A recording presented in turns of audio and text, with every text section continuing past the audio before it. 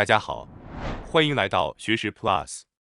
这次要给大家介绍的是由罗伯特·沃尔丁格和马克·舒尔茨所著的《Good Life》，想要幸福永远不算太晚这本书。今天的内容安排如下：第一，世界上最聪明的人是如何延长人生时间的；第二，没有伴侣、没有朋友的孤独之人获得幸福的唯一方法。首先，我们从第一部分开始讲起。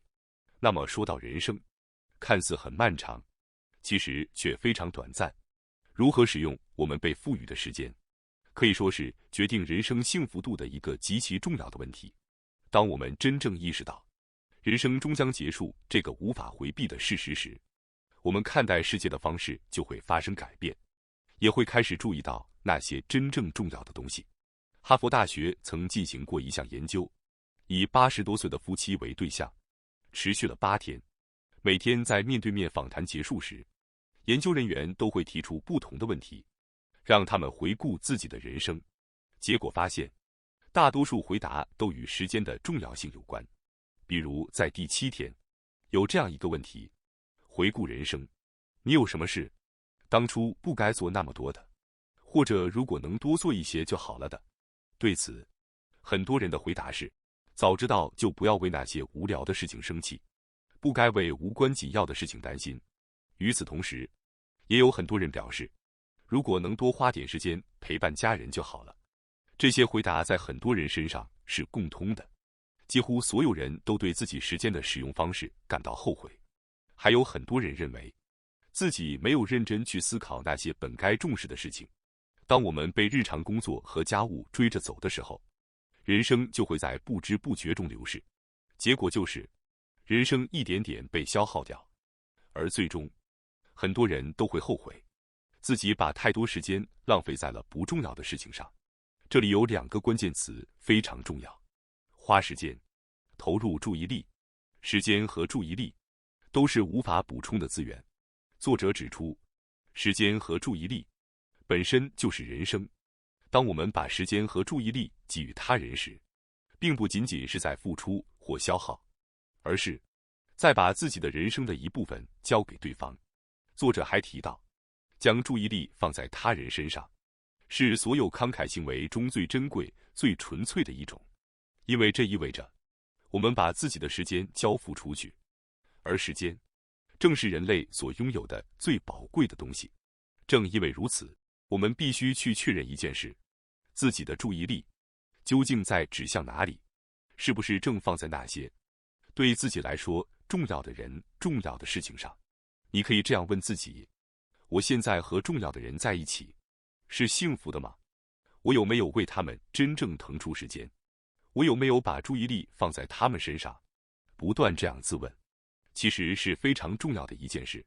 顺便说一下，注意这个词其实有2层含义。第一层，优先顺序花费的时间，也就是你多久见一次重要的人，你有没有把真正重要的东西放在时间安排的最前面，有没有把人与人的关系排在你生活的优先级第1位。但现实是，很多人因为每天太忙，连见人的时间都挤不出来。另外，我们对时间其实有一种很矛盾的感觉，一方面觉得连该做的事情都做不完，时间完全不够，但另一方面又会隐约觉得未来某一天一定会有空闲时间，总觉得总有一天我不会再这么忙了。但问题是，这种以后再说的时间往往永远不会真正到来。人类之所以会这么忙，是因为我们有一种能力，可以回忆过去，也可以预测未来。但真正的问题不在于任务太多，而在于吸引我们注意力的东西太多了。所谓注意力分散，其实可以理解为被过量的信息不断刺激的状态。根据近年来的神经科学研究，人类的意识一次只能处理一件事。所谓的多任务处理，其实只是不断在任务之间切换而已。而这种切换是有代价的，会消耗时间，会消耗精力，甚至会消耗注意力本身。结果就是你很难真正进入深度专注的状态，而没有专注，我们就很难体会到真正的快乐、深层的满足感、完成事情后的成就感。现代人其实一直在做一件事，不断把注意力切得很碎，而这正是时间被偷走的真正原因。事实上，人类的意识并没有想象中那么灵活，它必须经过一个过程：注意、集中、深度思考。只有当我们专注在一件事情上，人类特有的高级思维能力才会真正发挥出来。但在21世纪这个信息爆炸的时代，我们不得不停地切换注意力，手机、网络、各种信息。如果长期处于这种状态，我们的内心就会进入一种不自然的模式，更焦虑、更分散，时间却流失得更快。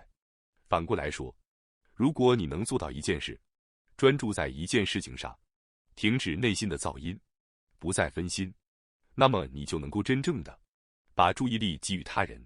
当你远离手机，暂时脱离忙碌的日常和社会，把时间用在重要的人身上时，你反而会产生一种感觉，时间变多了，而这正是延长人生时间的一个非常有效的方法。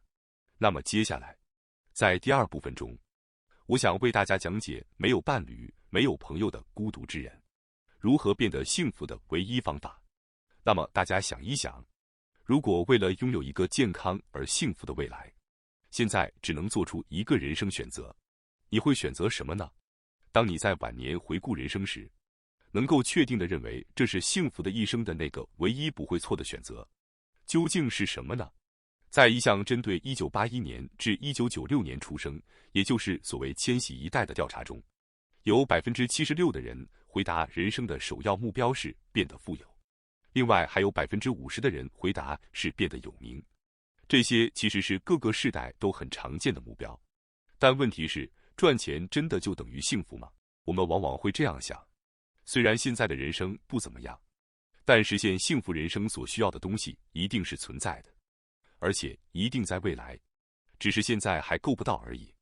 反过来说，一旦我们强烈意识到那些够不到的东西正是自己现在没有的，就很容易觉得幸福的人生根本不可能属于自己，就算存在也与自己无缘。归根结底，现实的人生很少会与我们脑海中理想的幸福人生完全一致。人生本身就是一连串的考验，有爱，但也有很多痛苦。而且，幸福的人生并不是偶然得到的，幸福的人生是一个需要时间慢慢展开的过程。幸福的人生并不等于轻松的人生。世界上并不存在完美人生的方法，即使真的存在，那也未必是好事。因为正是困难与辛苦，才让人生变得丰富。当被问到你的人生追求是什么时，大多数人会回答想要幸福。但问题是，幸福到底是什么？幸福的人生究竟是什么样的？也许，唯一的方法就是去询问人们什么会带来幸福，然后从中寻找共通点。不过需要注意的是，人其实非常不擅长判断什么对自己真正有益。相比人们对幸福是什么的回答，更重要的是围绕幸福的一些通俗观念。其中最典型的一种就是认为幸福是可以达成的东西，就像奖杯一样，得到之后可以摆在那里。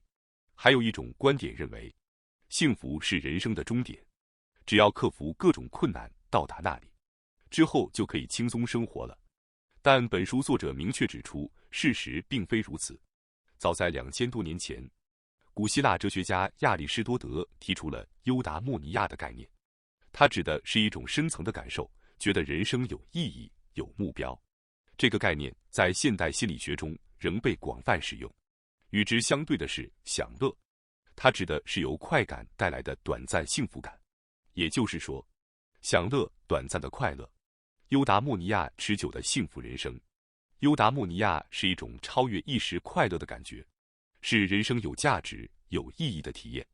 想要在人生的起伏中坚持走下去，就必须依靠这种深层次的幸福感。当然，也有人会很肯定地说，健康和金钱才是最重要的幸福条件。但问题是，真的能用一个条件来定义幸福吗？对数百项研究的综合分析表明，影响个人幸福的，并不是单一因素，而是多种因素的组合，包括经济因素、社会因素、心理因素，而且这些因素之间的关系非常复杂，并且不断变化，所以无法断定只有这一个条件才是幸福。不过，通过大量研究的综合分析，可以找出一些预测幸福的重要因素。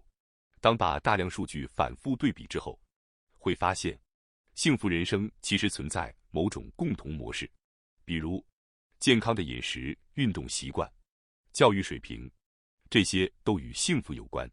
但在所有因素中，有一个是最重要的：人际关系。几乎所有关于幸福的研究都指出，人与人之间的连接是最关键的因素。与家人、朋友、社区联系紧密的人更幸福，身体也更健康。而那些比自己期望更孤立的人，健康会更早恶化，比有连接感的人更容易出现问题。统计还显示，孤独的人更容易陷入不良状态。遗憾的是，感觉无法与他人建立连接的人，正在全球范围内不断增加。在美国，大约每4个人中就有1人，也就是超过6000万人感到孤独。在当今这个时代，我们每个人或多或少都在承受孤独感。不过，即使都知道人际关系很重要，人也分为擅长社交和不擅长社交的，对吧？有人认为社交能力是天生的，也有人觉得人格是由童年经历决定的。因此，很多人会不安地觉得自己没有良好的人际关系，或许已经为时已晚了。但事实上，在人生中，没有什么是太晚了的。确实，遗传和过去的经历会对我们的思维方式和与人相处的方式产生很大影响，但这并不意味着我们的人生从一开始就完全被固定，无法改变。与其说人生像石头一样一成不变，不如说更像是用粘土或沙子塑造的，是可以不断改变形状的。也就是说，过去的经历绝不会决定你是否能够与他人建立连接，也不会决定你是否能获得幸福。顺便一提，刚才提到过一个说法，比自己期望更孤立的人。这个说法其实是有原因的，因为孤独并不只是指与他人在物理上的距离，认识的人多寡，并不一定和连接感或孤独感成正比。也就是说，并不是朋友越多就越不孤独，也不是身边有人就一定不孤独。比如，即使被很多人包围，也可能感到孤独；即使结了婚，也可能感到孤独。研究甚至发现，缺乏爱、争吵不断的关系，对健康的负面影响比离婚还要大。因此，真正重要的不是人际关系的数量，而是人际关系的质量。